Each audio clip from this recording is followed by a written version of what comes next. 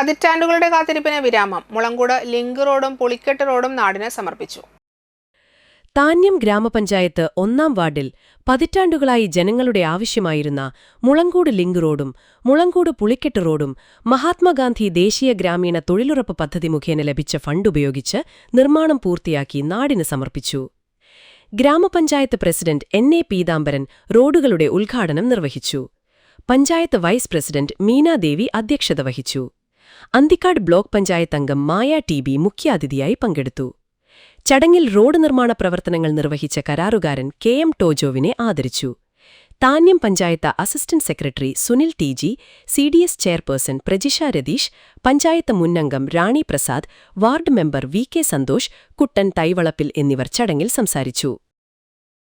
ഓരോ മനുഷ്യന്റെയും കേരളീയരെ റോഡ് എന്ന് പറഞ്ഞാൽ അവരൊരു സ്വപ്നമാണ്. സ്വപ്നം എൻ്റെ വീടിൻ്റെ തൊട്ട് പരിസരത്ത് കൂടി ഒരു റോഡ് പോകാന്ന് പറഞ്ഞാൽ കേരളീയർ അങ്ങനെയാണ് ഭൂരിപക്ഷ ആളുകൾ ആഗ്രഹിക്കുന്നത്. കേരളം വികസനത്തിൻ്റെ ഒരു പ്രത്യേക അവസ്ഥയിൽ സഞ്ചരിക്കൊണ്ടിരിക്കുന്ന പ്രദേശമാണല്ലോ. അപ്പം അതുകൊണ്ട് തന്നെ എല്ലാവർക്കും റോഡ് വേണം എന്നൊരു മാനസികാവസ്ഥയിലാണ്. ഭക്ഷണം ഒരു നേരം കഴിച്ചില്ലെങ്കിൽ കുഴപ്പമില്ല, എൻ്റെ വീട്ടിൽ നിന്ന് റോഡിലേക്ക് ഇറങ്ങണം, അതാണ് നമ്മുടെയൊക്കെ മാനസികാവസ്ഥ. അപ്പം അതിനനുസരിച്ച് കേരളത്തിൽ കഴിഞ്ഞ 10 വർഷക്കാലം പശ്ചാത്തല മേഖലയിൽ കുറേയേറെ റോഡുകൾ, വലിയ വലിയ റോഡുകൾ, വലിയ വലിയ പാലങ്ങൾ, വലിയ വലിയ തോടുകളൊക്കെ ഇന്ന് കേരളത്തിൽ